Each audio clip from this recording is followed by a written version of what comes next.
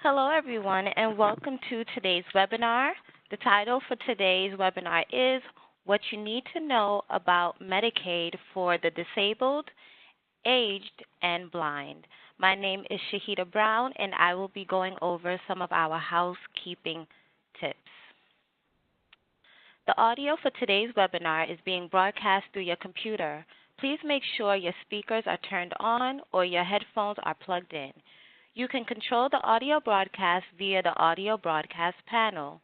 If you accidentally close the panel, you can reopen by going to the Communicate menu at the top of the screen and choosing Join Audio Broadcast. If you do not have sound capabilities on your computer or prefer to listen by phone, dial 1-650-479-3207, event number 666-777-514. Real-time captioning is provided during the webinar.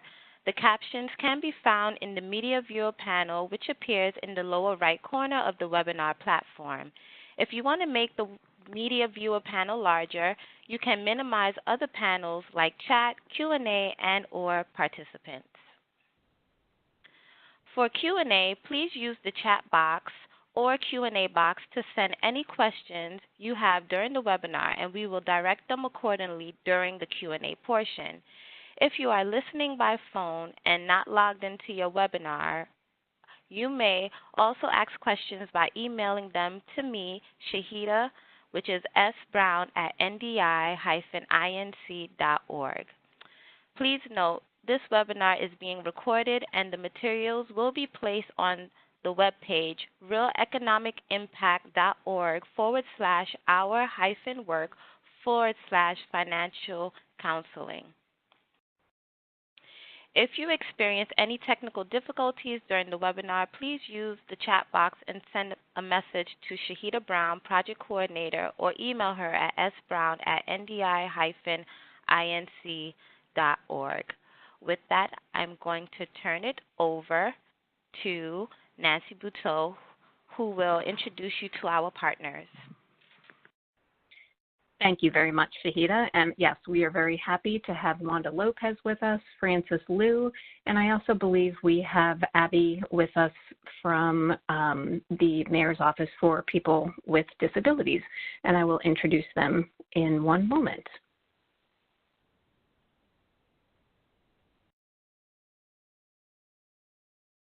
Next slide.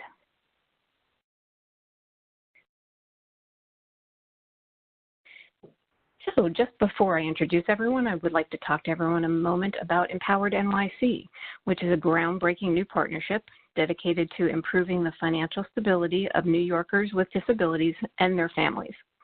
Empowered NYC is a collaboration, an initiative that will create, test, and promote new strategies to enable New Yorkers with disabilities to improve their financial stability. This initiative will advance financial capability through broad engagement and education, tailored one-on-one financial counseling enhanced with new expertise, outreach, and tools, and specialized benefits support services. We have many partners that are working with us on this project, the New York City Office of Financial Empowerment, the Mayor's Office for People with Disabilities, City Community Development. You will hear from those three entities in a moment. Also, National Disability Institute, the Mayor's Fund to Advance New York City, Poses Family Foundation, and also we have a wonderful advisory board of municipal offices, disability service providers, and financial empowerment service providers as well. And with that, I would like to turn it over to Wanda Lopez from the Office of Financial Empowerment. Thank you, Nancy. The New York City Department of Consumer Affairs protects and enhances the daily economic lives of New Yorkers to create thriving communities. And DCA, as we call it, licenses more than 81,000 businesses in over 50 industries and enforces consumer protection, licensing, and workplace laws, ensuring truth in advertising and that New Yorkers are able to take paid leave for sick time to care for themselves or their loved ones.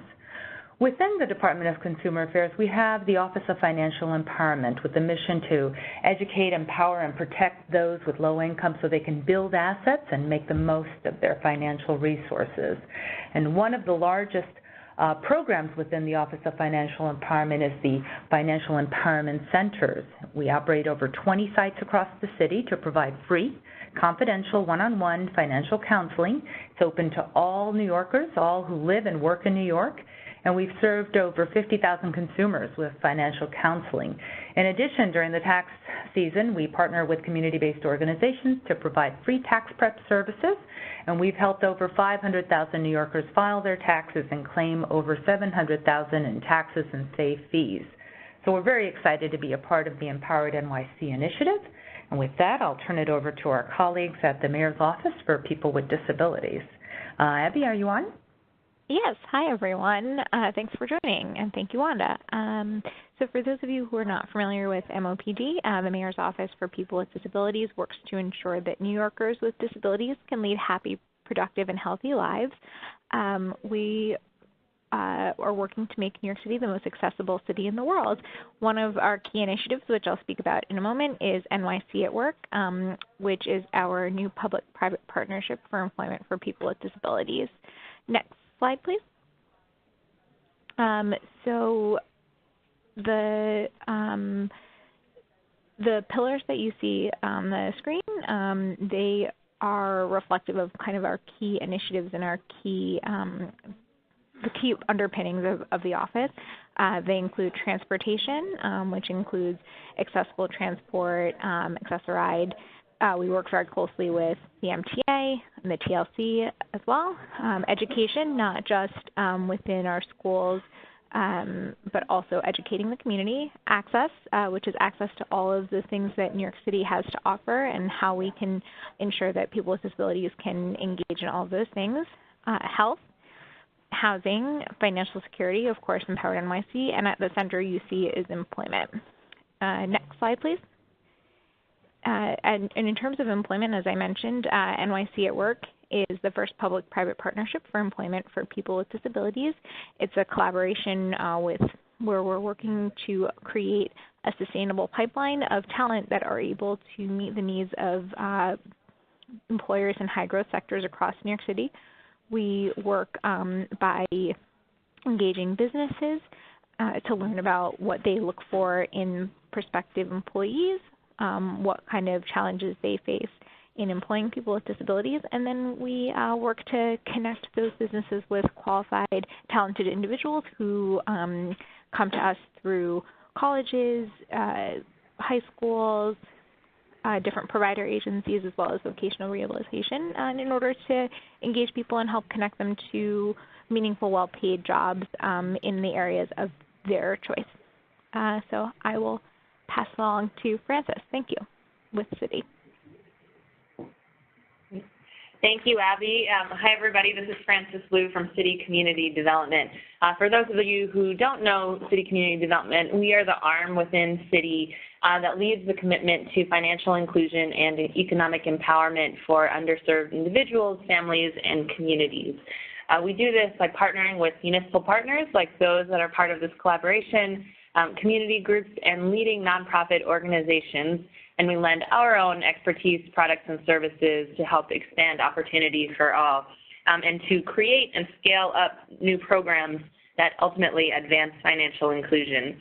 We've done a lot of work with the City of New York over the years, in particular with the Department of Consumer Affairs Office of Financial Empowerment, to strengthen financial inclusion for New Yorkers through the provision of financial counseling and other financial empowerment services. And we are thrilled to be a partner of Empowered NYC here with the Mayor's Office for People with Disabilities, with OFE, the National Disability Institute, and other partners. This is a very intentional effort to build new programmatic offerings that ultimately strengthen the financial stability of people with disabilities. And these webinars, like the one today, coupled with the soon-to-become financial counseling services, which will be offered free and tailored for people with disabilities, we really hope will move the needle in strengthening financial empowerment and stability for the disability community here in New York. So with that, we're glad to be part of this partnership and with our great collaborators on this webinar. And I think I'll turn it back over to Nancy at NDI. Thank you so much, Frances. So briefly, I just wanted to let everybody know who may be new to the webinar. NDI is a national nonprofit organization dedicated to building a better economic future for people with disabilities. We are the first national organization committed exclusively to championing economic empowerment, financial education, asset development, and financial stability for all persons with disability. NDI affects change through public education, policy development, training, technical assistance, and innovative initiatives. And I am very happy to introduce to you today Diane Wensler from Community Services Society in New York City. Diane is the director of the Benefits Plus Learning Center. She has been providing our new counselors for this pilot with a wealth of New York City specific, New York State specific information to help them increase their skills as financial counselors. And with that, I would like to turn it over to Diane. Okay. Thank you, Nancy. So today's webinar is going to be about Medicaid for the disabled, aged, and blind populations. One of the first things that's really important to understand is when you're working with one of these populations, disabled, aged, or blind, you need to understand what happened with Medicaid when the Affordable Care Act, the ACA, was implemented. And one of the important points of the ACA was it expanded the income eligibility thresholds up to a minimum of 138% of the federal poverty level for certain categories or population groups. And these are what is known as the Medicaid expansion groups or the MAGI populations. And that's a term that we're going to keep on seeing over and over again. And I want to talk about who those MAGI populations are, who that includes. It includes pregnant women, dependent children under the age of 19, parents, or caretaker relatives with children under the age of 19, and singles and childless couples between the ages of 19 through 64. And what's important to keep in mind about this is this last category includes individuals with disabilities or with blindness who do not have dependent children, but who are not yet entitled to or enrolled in Medicare. So as we know, many SSDI beneficiaries do not have Medicare yet because they only get Medicare upon entitlement to SSDI for 24 months, after 24 months. So during that interim, while they're waiting for Medicare and they don't have Medicare yet, they would be considered MAGI populations, and therefore they would be included under this Medicaid expansion.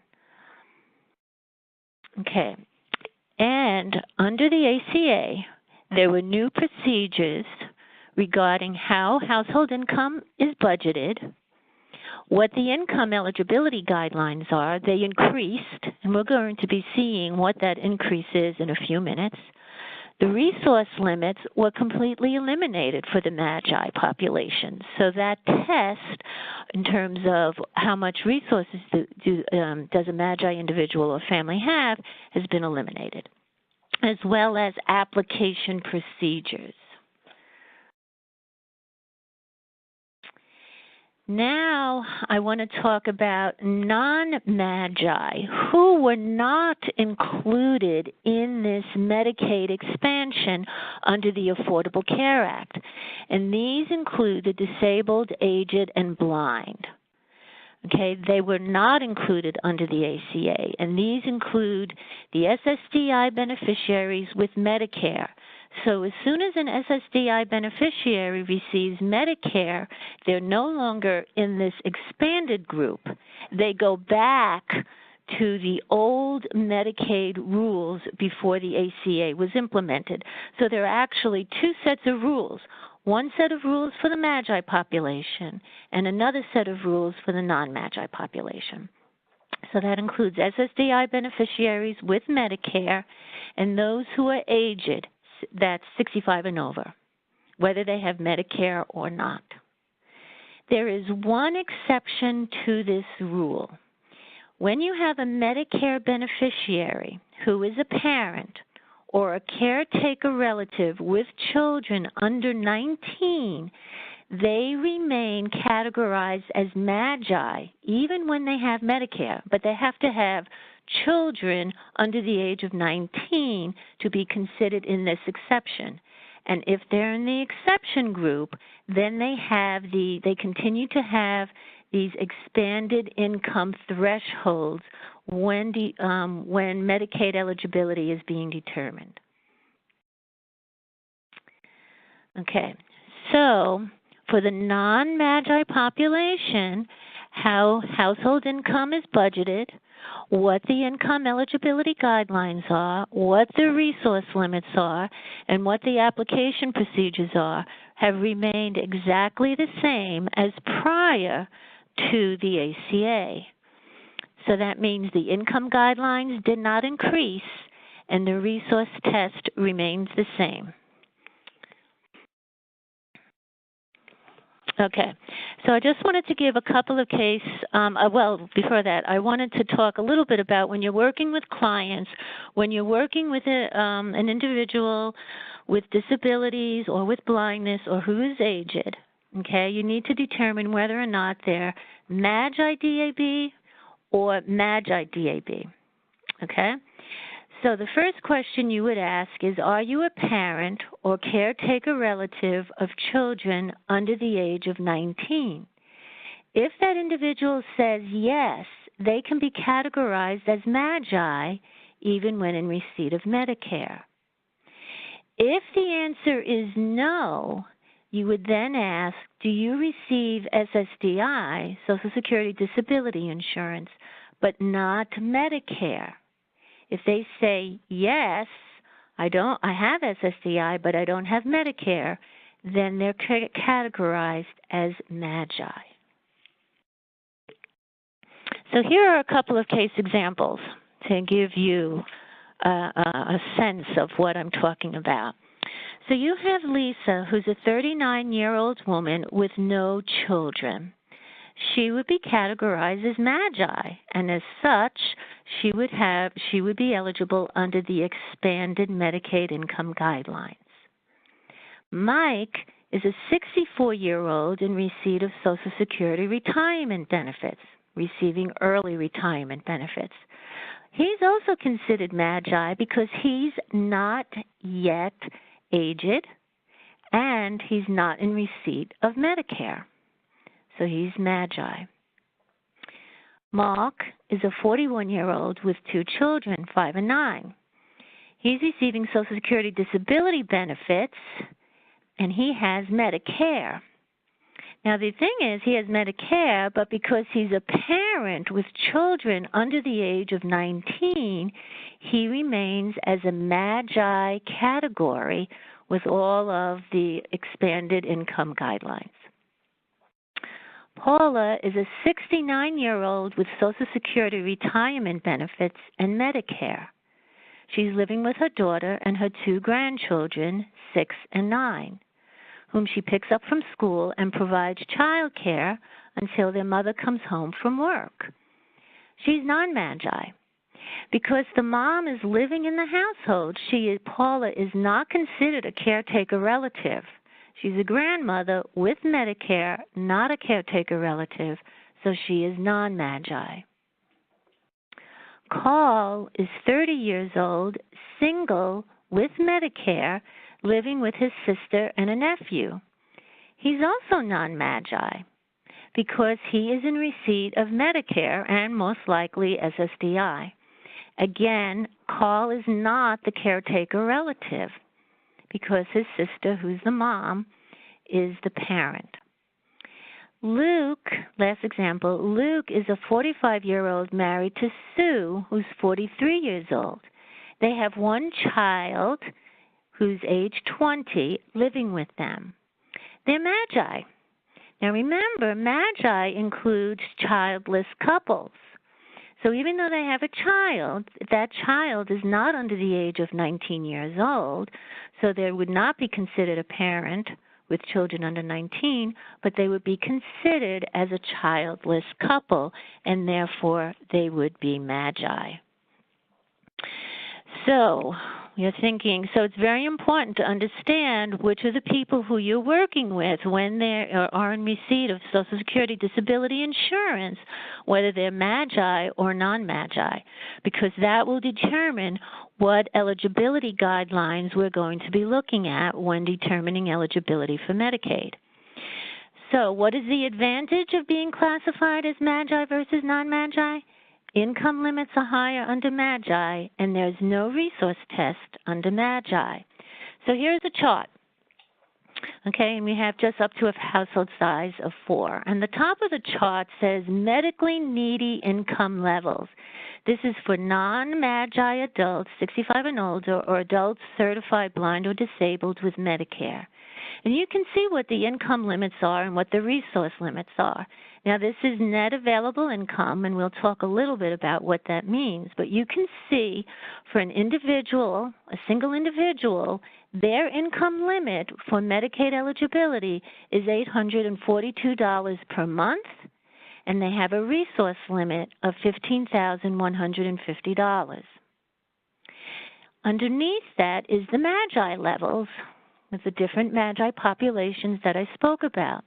Now, depending upon which population you are, a pregnant woman or an infant, children, parent, caretaker, relative with children under 19, or a single and childless couples, their income guideline will vary. You'll see that. So for a pregnant woman, it's 223% of the federal poverty level. Children 1 through 18, 154. Parents, caretaker, relatives, and singles and childless couples, their income guideline under the Medicaid expansion is 138% of the federal poverty level. And then if you look under the rows underneath that, you can see what those income guidelines are for 223, 154% of FPL, and 138.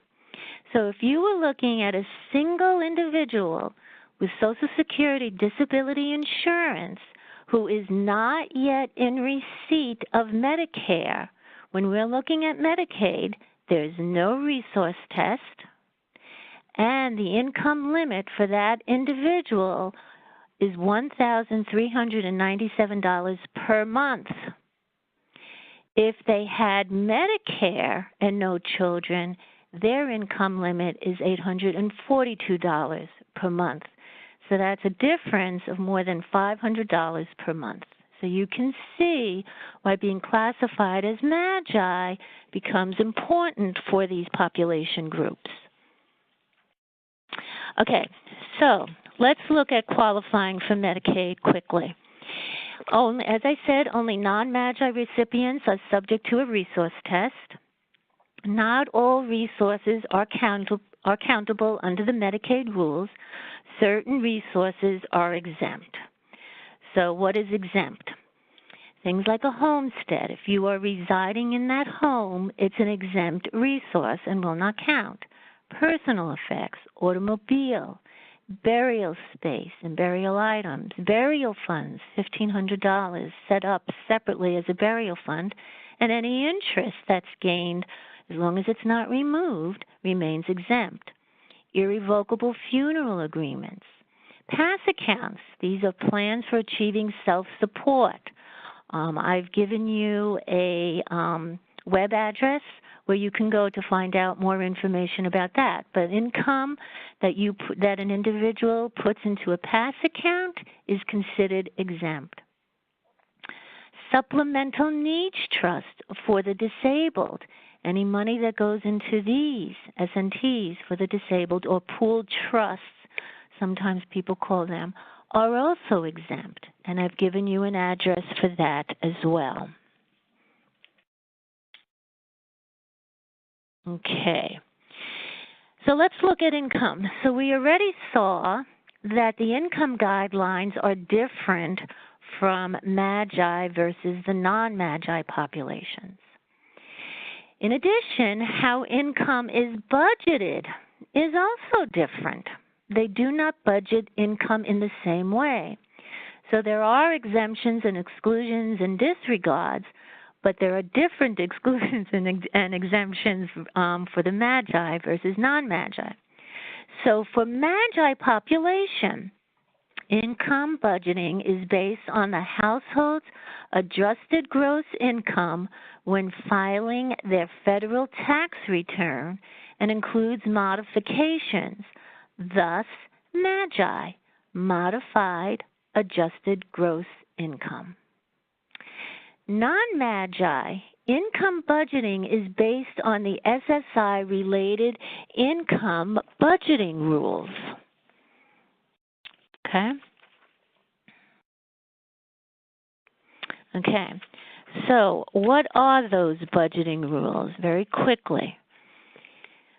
These are just common exemptions that do not get included when you're counting for net available income for Medicaid purposes for the disabled, aged, and blind who are non-MAGI. The first $20 of unearned income, the first $65 of earned income. If there's no unearned income, use $85. Impairment-related work expenses, half of the remaining earned income. All work expenses for a person who is blind. Monthly income that you set aside in a PASS account. So a PASS account, any income you put in does not count, and the resource itself does not count. Third-party health insurance premiums, including Medicare Part B and D. Interest on a burial fund, unless it's withdrawn. Income tax refunds, EITC, value of SNAP benefits, WIC, HEAP. All of those are not countable as income when evaluating income eligibility for the non-MAGI disabled, aged, and blind. Okay, what about applying for Medicaid? Many of you may already know that here in New York State, SSI recipients do not need to make a separate application for Medicaid. It's automatic in New York State. You apply for Medicaid, you apply for SSI, you're accepted for SSI, the feds communicate with the state, and you get your Medicaid. If you are a MAGI recipient, which includes those who are disabled or blind who don't have Medicare, as well as disabled, aged, and blind when they have children under the age of 19, you would apply on the New York State of Health Marketplace, and the address is there in the slides. You can get assistance from navigators who are community-based organizations located throughout New York State where individuals and families can go to get assistance to apply for Medicaid, actually, as well as Child Health Plus, as well as the Essential Plan in New York State, as well as qualified health plans under the ACA. And there's a web address there for you as well. And then certified application counselors can assist as well. They're typically located in hospitals. So this is for your MAGI recipients. What about your non-MAGI? These are people with disabilities who are blind, aged, with Medicare, and they don't have children. They can apply at the local Medicaid offices, okay? They can also apply with facilitated enrollers. These facilitated enrollers are, again, located throughout New York State, community-based organizations that assist disabled, aged, and blind to apply for Medicaid, as well as the Medicare Savings Program, as well as the Medicare Buy-in for working people with disabilities. Okay, and they help not only with applications, but with renewals as well. And the addresses are located for you there. Okay, the next, what I want to bring up next is what happens when you have a Medicaid beneficiary, right, who returns to work. And I just want to mention before I go into the program, the Medicaid Buy-in for working people with disabilities, just want to mention a few points that you may be familiar with from previous webinars. If you're an SSI recipient and you begin to work, as long as you maintain $1 in SSI benefits, your Medicaid continues. Okay? When an SSI beneficiary has earnings, along with other income, that become high enough that their SSI cash benefit stops, Medicaid may continue despite losing their cash benefits. This is known as 1619B. And in order to qualify, their income, their gross income, must fall below $45,812 for the year. Okay? Now, if income exceeds this threshold or exceeds the SSI resource limits, the individual, as long as they continue to be certified disabled, is able to apply for the Medicaid Buy-in. The next point I just want to point out for SSDI beneficiaries and earnings, when you have a MAGI SSDI beneficiary, remember their income budgeting will follow the MAGI budgeting methodology. So they're going to be looking at your adjusted gross income with a few modifications. And at the end of their certification period on the marketplace, if they have earnings, the individual would be able to apply for the MBI, the Medicaid Buy-in for working people with disabilities, at a local Medicaid office. If they're a non-MAGI SSDI beneficiary, income budgeting will follow the SSI-related earned income disregards, and if not eligible, the individual may be placed in the Medicaid spin-down, or they may request the Medicaid Buy-in for working people with disabilities. So let me talk now about the MBI program. Just going to refer to it as MBI from this point on. First of all, MBI allows individuals with disabilities to maintain or apply for Medicaid benefits when they work or return to work and their total income makes them ineligible for Medicaid. MBI offers the same Medicaid benefits that are covered through community-based Medicaid and community-based long-term care benefits. So they really cover the whole Medicaid package, except it does not cover residential long-term institutional care. Lots of people ask whether or not MBI provides family coverage. Eligible singles and eligible couples, when both spouses have a disability and are working, can be covered. However, if you have a spouse without a disability and you have dependent children, they would not be able to be covered under the MBI program. They may be eligible for the New York State Essential Plan, Child Health Plus, Medicaid, MAGI Medicaid, or Medicaid with a spend down, but they would not be able to get coverage through the MBI program. When an individual returns to work, they may have the opportunity to have employer health insurance, and if such, they must apply for such insurance, and Medicaid may cover the cost of the premium if it is cost-effective for Medicaid to do so. All right, let's talk a little bit about coverage groups for the MBI program. There are two coverage groups, basic coverage and Medicaid improvement. Now, some of the eligibility criteria will differ depending upon which coverage group the individual is in. new MBI recipients are automatically enrolled in the basic coverage group. That's what they should enter into the MBI program.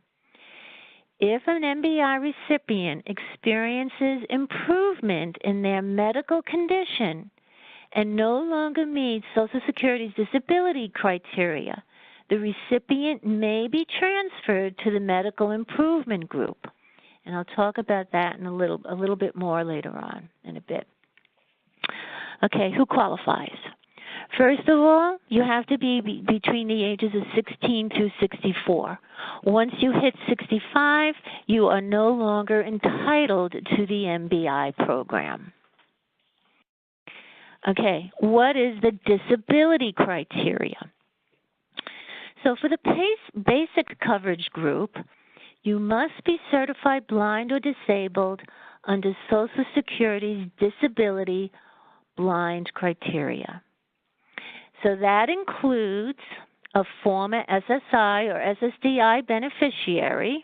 As long as they still are considered disabled, they meet the disability criteria under Social Security, or if they are currently in receipt of Social Security disability insurance. If an individual has not been certified as meeting the disability criteria by Social Security Administration or a local or state disability review team, they should request a disability review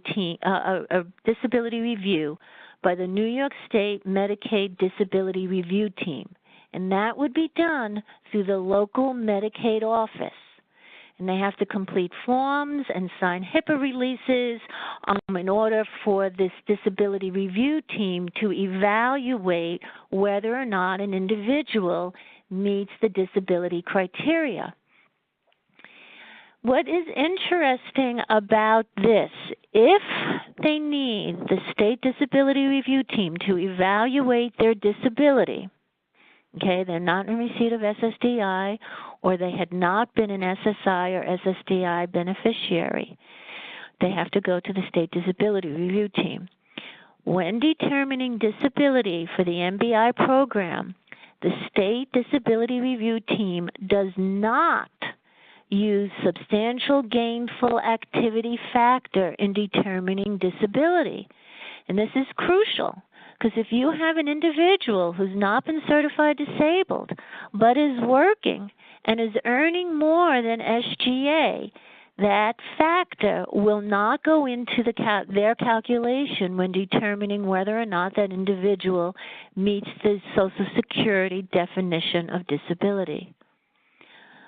And SGA, for those people who are not familiar, substantial gainful activity, is the amount of earnings at which SSA considers individuals able to engage in SGA and is therefore not disabled and thus not entitled to SSDI or SSI.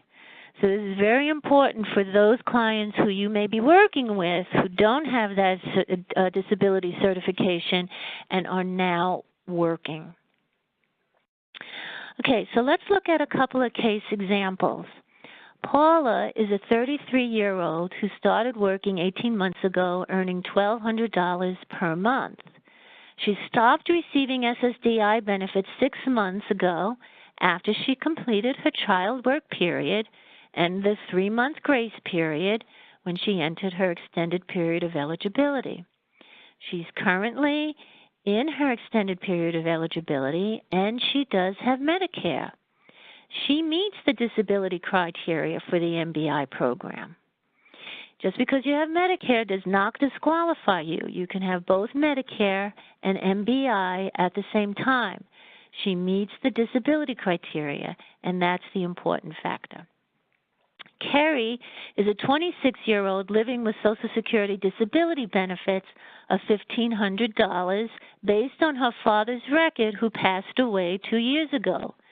She currently is in her trial work period, and she is earning $800 per month. Okay? Because she is in receipt of Social Security disability, she meets the disability criteria. Okay.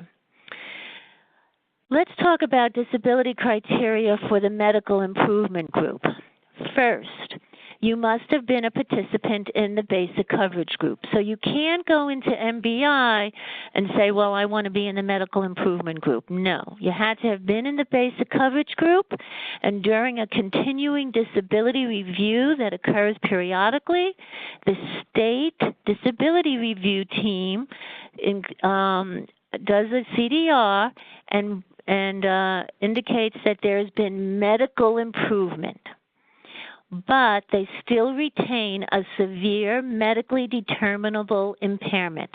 So they no longer meet Social Security's definition of disability, but they still have a severe medically determinable impairment. If that is the case, they will move from the basic coverage group into the medical improvement group.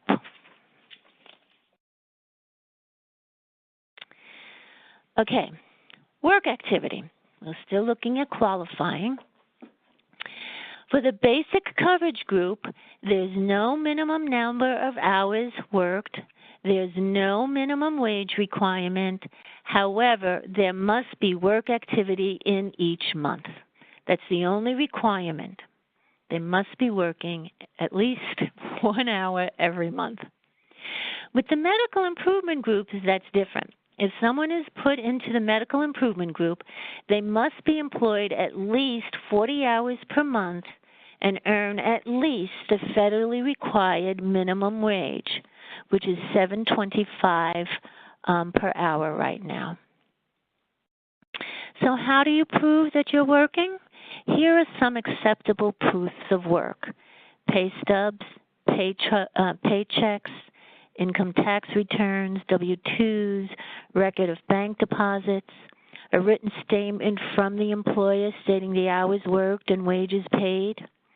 If it's a self-employed individual, they may want to present tax returns, accountant statements, business records, worksheet of hours worked, from whom, and income earned from each client.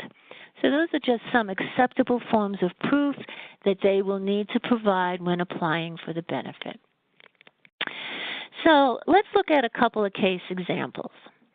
Jane is a 60-year-old woman. She receives SSDI. She provides 8 hours of child care for her niece's children during the week and earns $500 per month. She does not report her income to the IRS. Would she meet the eligibility criteria for a work activity under the basic group and under the medical improvement group? For the basic coverage group, yes. She doesn't have to have a minimum number of hours, nor does she have to earn the minimum federal wage. So she would meet the work activity requirement under the basic coverage group. For medical improvement, she would not, because she's not working a minimum of 40 hours a month to qualify. So Medicaid Buy-in also has resource criteria. The resource limit for an individual was $20,000, and for an eligible couple, it's $30,000. Now, just like under Medicaid, certain types of resources are exempt, not counted when you're looking at and determining whether or not they pass the resource limit. So again, a home of any value, household goods, personal items, all of the same ones that you saw when we looked at Medicaid exempt resources. I want to add one additional one. If you're an MBI recipient and you have a retirement account, okay, it's not a countable resource. Okay, as long as you are not drawing down from that retirement account, it will not be considered a countable resource. And that's a boon for people who are on the MBI program and they want to save for retirement.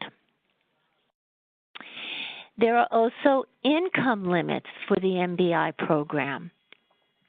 and they would use the SSI-related budgeting to determine the net available income. So when you look at these income guidelines, you see that these are net available income.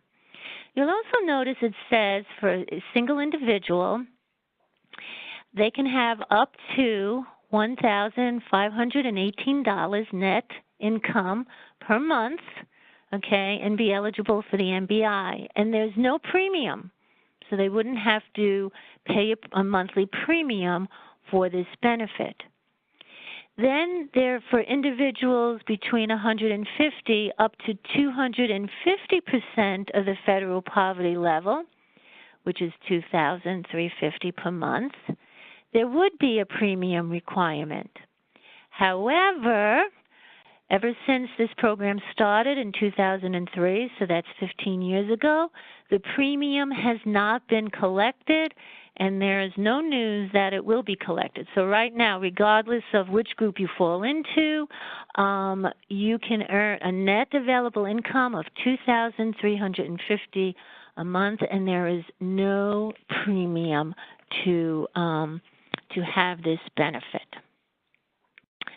So again, I keep on saying net available income. That's not after taxes. They're going to look at your gross income, and they're going to look at the SSI-related income budgeting, which we looked at before for the non-MAGI, disabled, aged, and blind.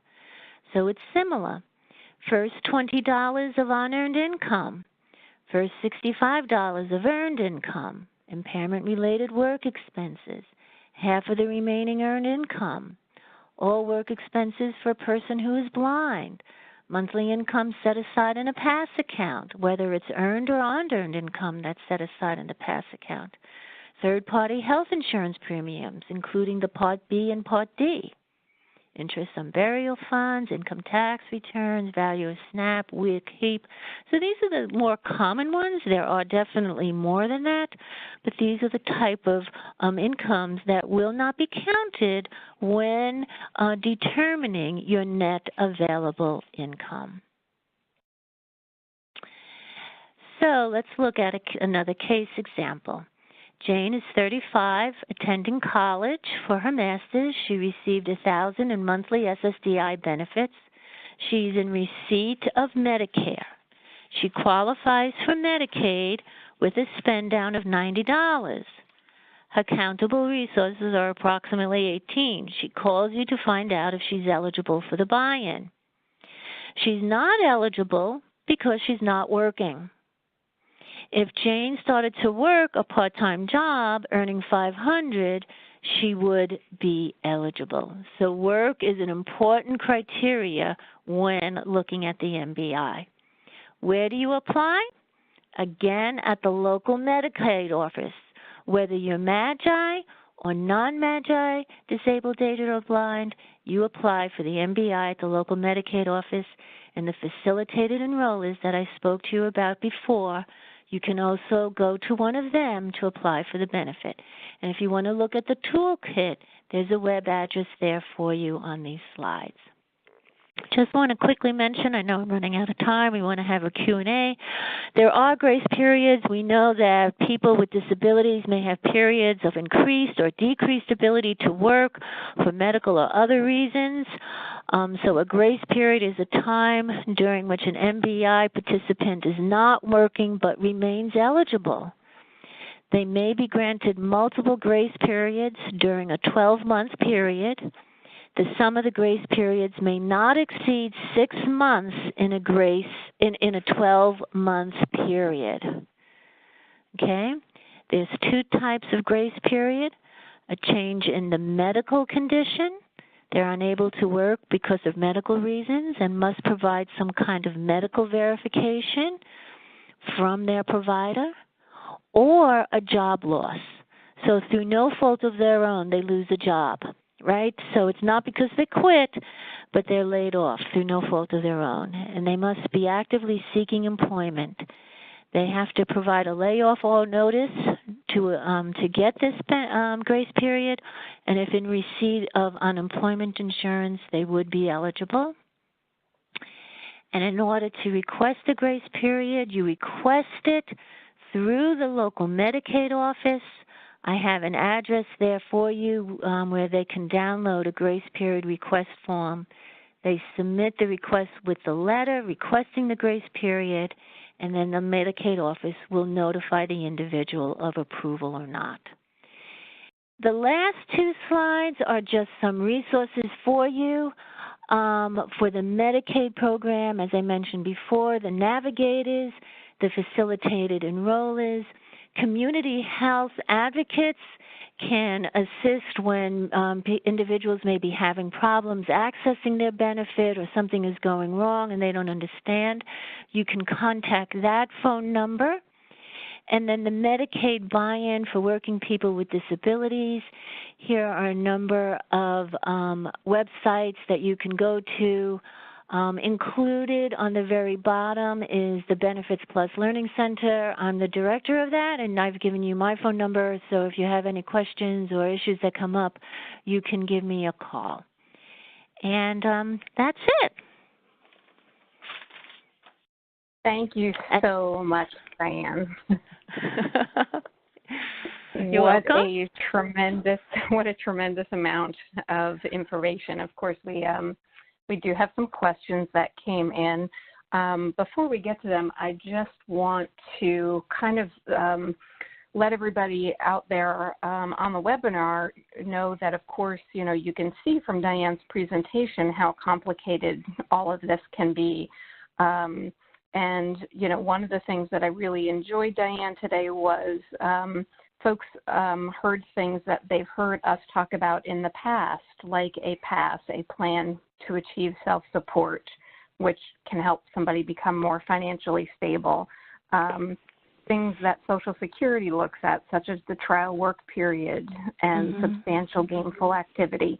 So I just want to remind everybody out there that the counselors that you will be referring individuals to are being trained in all of this complicated information so that individuals with disabilities will be able to go to the pilot financial counselors and get the assistance that they need, both in becoming more financially stable and returning to work. So this information is really key, and I thank you for sharing it with us.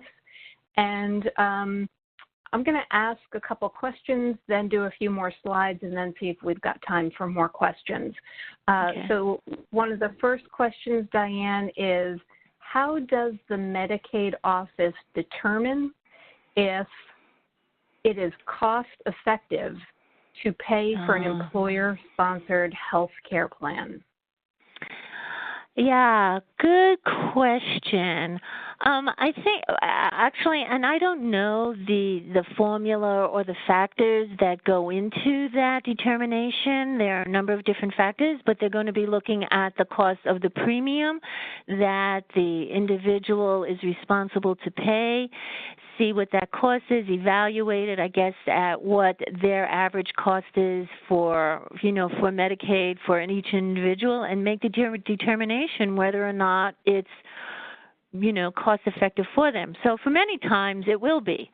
I know, for example, Medicare with the Medicare Savings Program, the state wants to pay the premium for Part B because it's cost effective for them to get an individual on Medicare, A and B, as a matter of fact, right? Because it's cost effective, because then the federal government will be paying for any medical costs through the Medicare program. So the state is always looking to see, hey, is it cost effective if we can get them onto another health insurance program, so that health insurance will be paying for the cost and not the state. But the exact formula I cannot give you, or not able to give you. Great, thanks. And one more question, and then we'll go back to our slides. What criteria does the state disability review team use to assess severity of disability if they're not looking at SGA? Yeah, I've actually wondered that as well. They just are not going to. One of the questions in the evaluation is not, are you engaging in SGA? So that just is not a question that comes up. But they look at the same other factors that, that Social Security typically does. They'll go through the, the formula that they use, the steps that they use, but they just do not consider SGA in that evaluation. Okay, good to know. Thank you very much, Diane. Mm-hmm. So I want to go through a few more slides and then see if we have time for any other questions. So for everybody on the line, some action items. Please keep joining us this month. As you can see from when we started these webinars in June, the information that we give you is really building upon each prior webinar. And hopefully we're building up your knowledge to a level that really allows you to understand how individuals can go to work and, maintain medical benefits and increase their finances. It just takes some planning and preparation and a good amount of knowledge from some professionals. So remember that this pilot will be providing free and confidential financial counseling services.